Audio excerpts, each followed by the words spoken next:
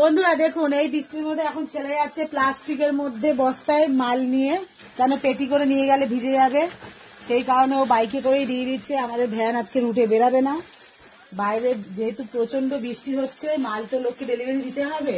তা রোদ থাকুক, গ্রীষ্ম থাকুক, বর্ষা থাকুক, দোকানে মাল পৌঁছাতেই হবে। এখন ছেলে রেনকোট পরে মাল নিয়ে যাচ্ছে, এই যে বস্তায় মাল বাজছে, এইভাবেই মাল পৌঁছাতে হবে।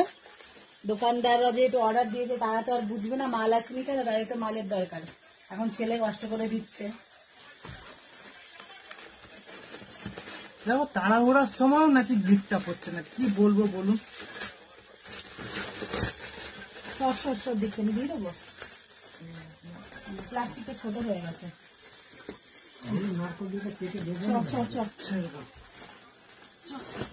ছেলেকে হাতে হাতে হেল্প করবি, স্কেচ পেন আছে তো, স্কেচ পেন তো দিয়ে লিখে নাহলে ভুলে যাবি তুই।